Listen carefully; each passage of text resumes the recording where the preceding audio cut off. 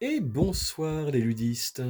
Aujourd'hui, petite vidéo pour vous expliquer mon jeu Le Royaume de Cartonium, un jeu qui se joue de 2 à 4 joueurs pour des parties allant de 2 à 22 minutes à partir de 8 ans. Dans mon jeu, vous avez 3 types de cartes. Vous avez les cartes aventuriers, les cartes rencontres et les cartes récompenses. Au début de la partie, chaque joueur va avoir 5 cartes en main. Sur ces 5 cartes qu'il prend connaissance, il va en conserver une pour lui et donner son tas de cartes restant à son voisin de gauche, qui lui aura fait de même avec son tas, puis un autre pareil, et le dernier également. Ce qui fait qu'il va vous revenir dans vos mains, eh bien, 4 nouvelles cartes. Là, vous procédez de même, ce qu'on appelle une phase de draft. Vous choisissez à nouveau une carte et vous donnez votre tas de cartes restantes eh bien, à votre voisin de gauche. Une fois qu'on aura procédé 5 fois, eh bien, la dernière carte que le voisin de droite n'aura pas choisi, eh bien, vous reviendra. Et du coup, eh bien, vous aurez à nouveau 5 cartes dans les mains. Les cartes aventuriers possèdent une force en haut à gauche, un type d'attaque et une capacité qu'il faudra utiliser à bon escient durant votre tour de jeu. Justement, voyons un tour de jeu.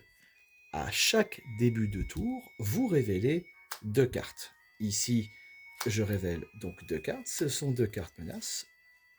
Vous avez un minotaure gardien et une fourmi géante. Vous choisissez une des deux à combattre, sachant qu'il vous faudra atteindre la valeur chiffrée en bas avec le type d'attaque approprié. Donc à vous de bien jouer avec vos cartes aventuriers afin d'oxyre les menaces. Là, je vais défausser la fourmi géante et je vais m'attaquer au minotaure. Afin de lui apposer une force suffisante, je mettrai mon mage 9 en magie afin d'éliminer la menace. Dès que j'ai éliminé une menace, eh bien, je vais gagner des points d'honneur qui se situent ici et un nombre de récompenses allant de 0 jusqu'à 3. Là, ici, je vais pouvoir gagner une récompense. Le Minotaure, je le mets en trophée sur le côté de mon jeu et je prends ma récompense. La récompense peut aller de 0, enfin de moins 3 à plus 3, avec forcément des valeurs à 0.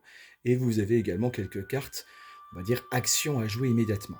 Là, ici, je gagne un point. Si j'estime que ce n'est pas suffisant par rapport à l'honneur et par rapport au combat que j'ai fait, je peux une fois par tour décider de tout jeter, toutes mes cartes. Donc là, j'en avais gagné une, donc c'est une. Et je récupère une carte, mais une seule fois. Là, je n'ai pas le choix, je dois la garder. Et c'est un 0. J'aurais mieux fait de garder mon 1, mais je ne peux pas revenir en arrière. Du coup, je la mets face cachée à côté de mes trophées.